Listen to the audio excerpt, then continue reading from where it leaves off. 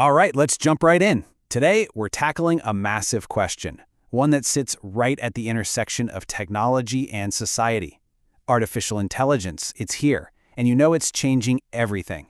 But the real question is, will it be a tool that lifts everyone up, or is it going to deepen the divides we already have? The choice, it turns out, is ours, and the stakes could not be higher. So let's get into it. And this, right here, is the central tension we're going to explore.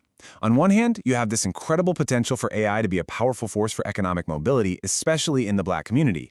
But on the other hand, it could just as easily and dramatically widen the inequalities that already exist. The most crucial thing to remember, though, is that none of this is set in stone. The outcome isn't inevitable. It's a choice we're all making right now.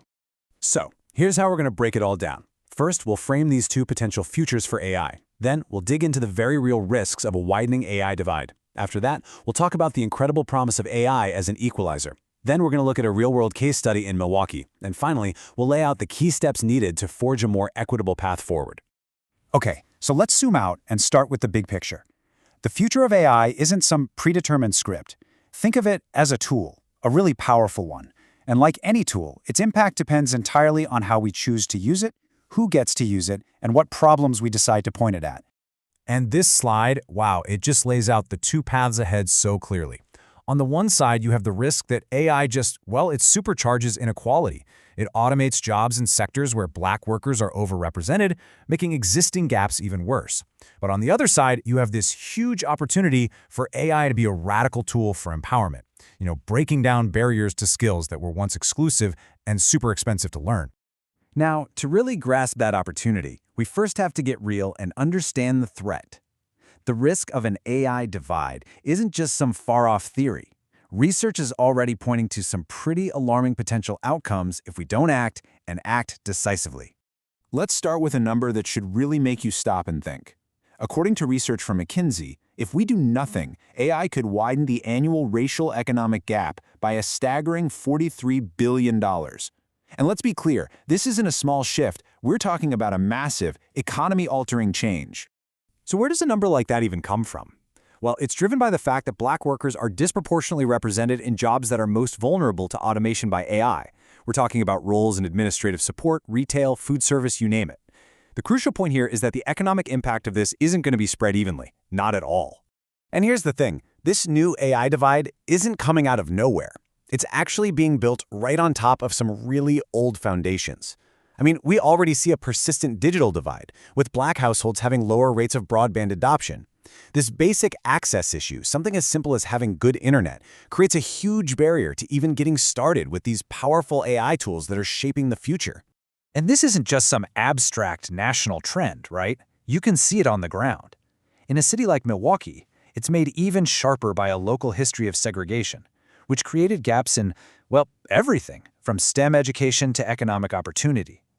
This is where we see how that national data really plays out in people's lives. Okay, so that was the sobering reality of the risks. It's a lot. But now let's flip the script. Let's pivot to the other side of the story, the incredible potential for AI to be a powerful tool for economic mobility and empowerment. This is where the narrative can totally change.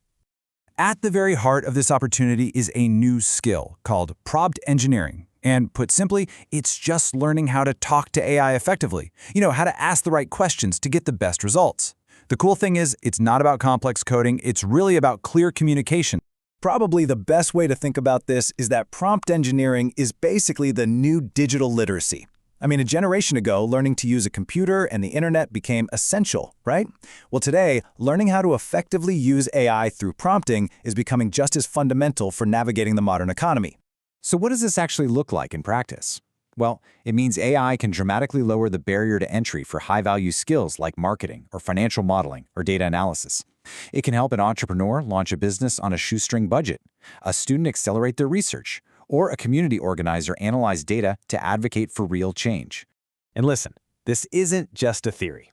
In Milwaukee, community-led organizations are already building a blueprint for how to turn AI's potential into a reality, and making sure that its benefits are shared equitably. So, where does this blueprint start? Well, it starts with the next generation. A group called Employ Milwaukee is running an AI-ready program, and it's giving high schoolers, particularly from low-income backgrounds, free hands-on training. It's all about building that talent pipeline before the gap can even form.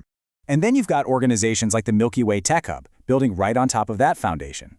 They're creating a full ecosystem, running workshops that help Black entrepreneurs use AI to grow their businesses, while also getting middle schoolers excited about tech with summer academies. It's a whole multi-generational approach. It's really smart. But building this whole ecosystem, it also requires partnership. For example, the Blacks in Technology Foundation has teamed up with Northwestern Mutual to provide fully funded tech scholarships. And this is such a crucial next step, creating a direct and debt-free pipeline from training right into family-sustaining careers in the tech industry. And finally, holding this whole model together is advocacy.